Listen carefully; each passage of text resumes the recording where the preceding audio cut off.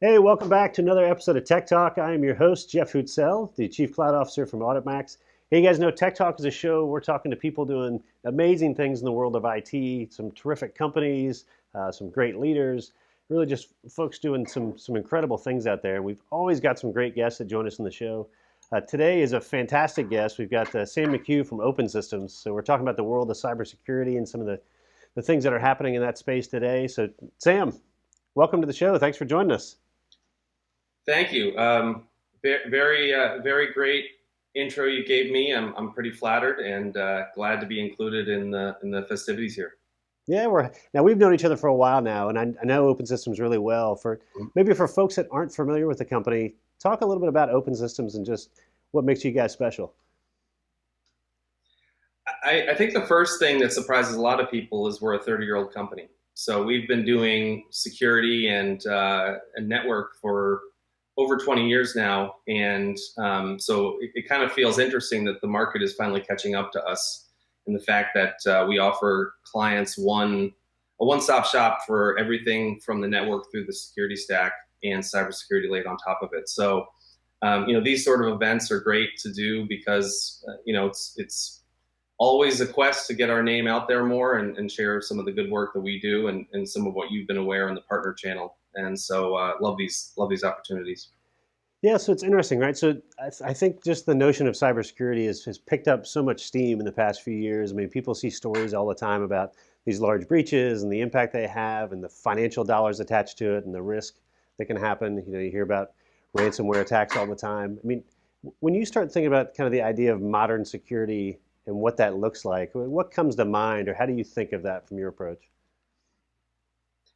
Yeah, I mean that is front and center with the message we're trying to get out there as strategy leaders. And we live in a world where technology is usually the term that people use, but in the end, it should be actually solution.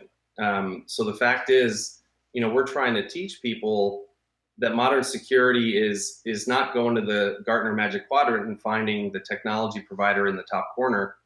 It's actually figuring out what are those solutions that fit together and integrate, and then who's the team that's helping you actually put that all together so that you have a proactive modern security solution, not not a bunch of point products that you kind of went on a buying spree for and now aren't exactly working together as you hoped.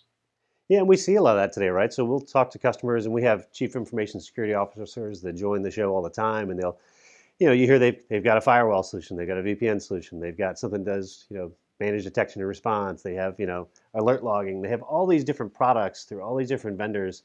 Yeah, and I just got to think the concept of being that a leader or an IT team and trying to manage all those different solutions independently and how they work. I mean, it's a challenge, right, to do that stuff. Not to mention the actual team you're trying to manage of human beings. How do you guys approach that when folks come to you and they have all those different point solutions today and they're just struggling to make it all work? What is your recommendation there? How do you guys approach that?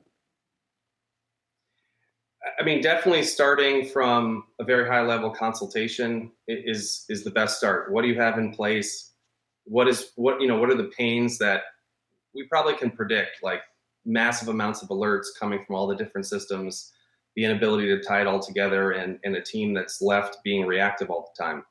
So once we understand and confirm those issues, we can then share some of what we've developed as best practices and where we see the industry going, which is it's around integration, it's around automation, and then you start to build a roadmap on how to get there.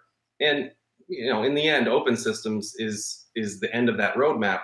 But again, being strategy consultants from the beginning allows us to really help people diagnose their issues, and then the buying decisions come after that. But really central to it are three things. One, let's acknowledge that technology is difficult, right?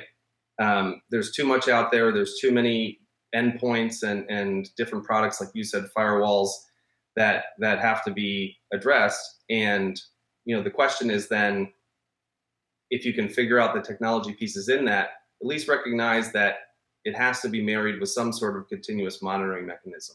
And then finally, the end goal is understanding that automation is not optional.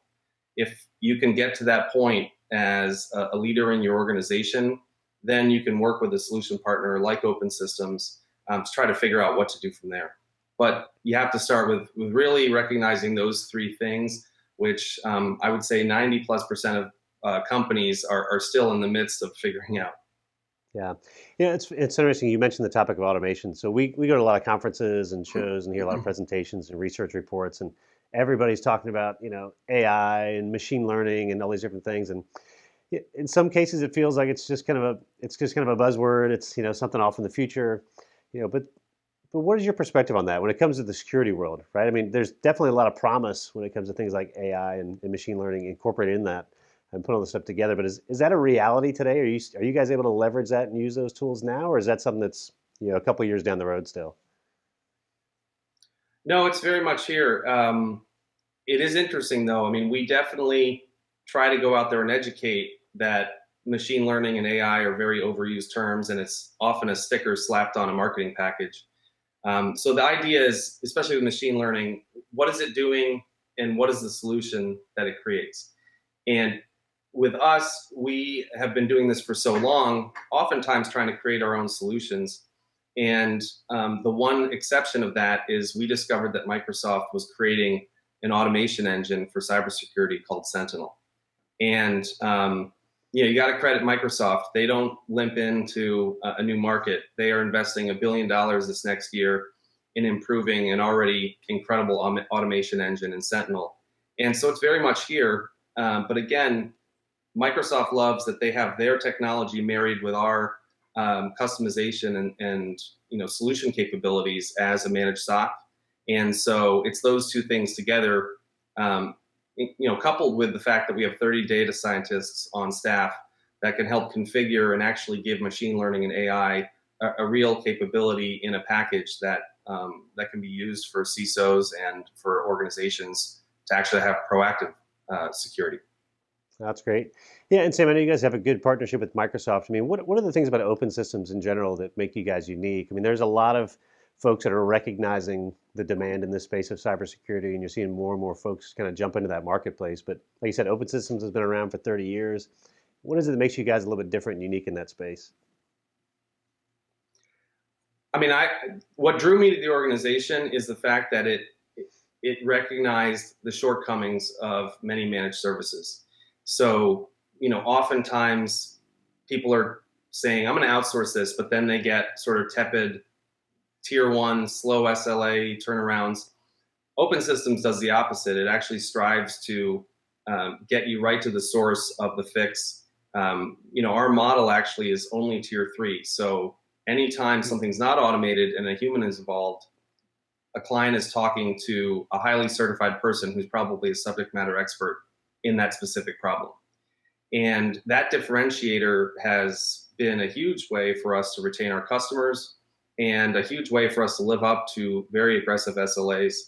And, from the perspective of understanding where security is going, I mean, we all have to keep up with the threats that are out there. So anything that's created and is sort of, we'll set it and forget it. And if something changes, then, maybe there'll be a new update that comes out for that technology tool.